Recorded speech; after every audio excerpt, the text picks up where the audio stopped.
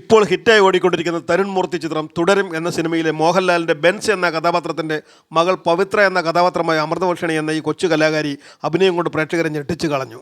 ഇന്ന് GPS media പങ്കുവെക്കുന്നത് അമൃതവർഷിണിയുടെ വിശേഷങ്ങളാണ്. കൊച്ചിൻ നേവൽ ബേസിലെ കേന്ദ്രീയ വിദ്യാലയത്തിൽ 10ാം ക്ലാസ്സിലാണ് അമൃതവർഷിണി പഠിക്കുന്നത്. ശോഭനയുടെ കട്ട ഫാനാണ് അമൃത. കാരണം അമൃതയും നൃത്തം അഭ്യസിക്കുന്നുണ്ട്. ആദ്യ ചിത്രത്തിൽ തന്നെ ശോഭനയുടെയും ലാലേട്ടൻ്റെയും മകളെ അഭിനയിക്കാൻ കഴിഞ്ഞ ത്രില്ലിലാണ് അമൃത. ഇൻസ്റ്റഗ്രാമിൽ അമൃതയ്ക്ക് ധാരാളം ആരാധകരുണ്ട്. ആരാധകർ സ്നേഹത്തോടെ അമൃതയ്ക്ക് നൽകിയ പേരാണ് ജൂനിയർ രശ്മിക മന്ദാന എന്നത്. അമൃതയുടെ ഒരു റീലിന് സാക്ഷാൽ രശ്മിക മന്ദാന നൽകിയ കമൻറ്റ് വൈറലായിരുന്നു. എങ്ങനെയാണ് അമൃത തുടരും സിനിമയിലെത്തിയത് എന്ന് നമുക്ക് ചോദിച്ചു നോക്കാം. ഉടൻ ഷൂട്ട് ചെയ്യുന്ന ഒരു സിനിമയിലേക്ക് ഒരു കുട്ടിയെ വേണമെന്ന് എൻ്റെ മാമനായ അശ്വിനോട് വിനു പപ്പുചേട്ടൻ പറഞ്ഞിരുന്നു. മാമൻ വിനു പപ്പനോട് എൻ്റെ കാര്യം പറഞ്ഞു. അങ്ങനെ ബിനുചേട്ടൻ എന്നെ വിളിച്ചു പറഞ്ഞു, ലാലേട്ടൻ്റെ സിനിമയാണ്, ഓഡിഷനും ഉണ്ടാകും, കൂടുതലൊന്നും പ്രതീക്ഷിക്കരുത്, കിട്ടിയാൽ കിട്ടി.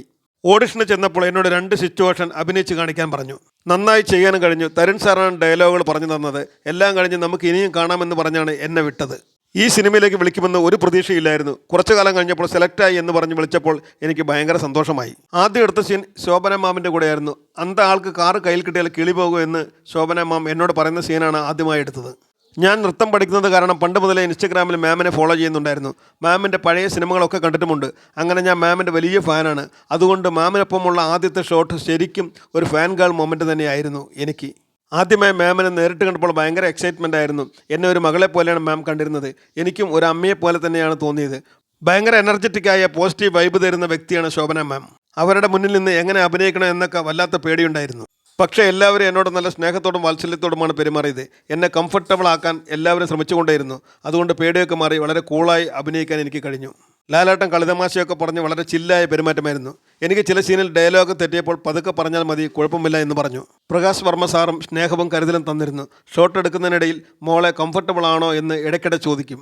തരുൺ സാർ അടിപൊളിയാണ്, എന്താണ് ചെയ്യേണ്ടതെന്ന് വളരെ വിശദമായി പറഞ്ഞു തരും. കൂടാതെ അദ്ദേഹം എന്താണ് പ്രതീക്ഷിക്കുന്നതെന്നും പറഞ്ഞു തരും.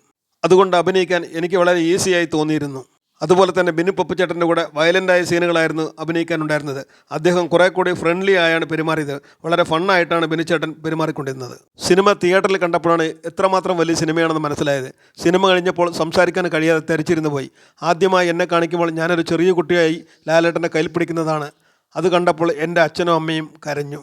മോളെ ഓർത്ത് ഞങ്ങൾക്ക് അഭിമാനമുണ്ടെന്ന് അവർ എന്നോട് പറഞ്ഞു.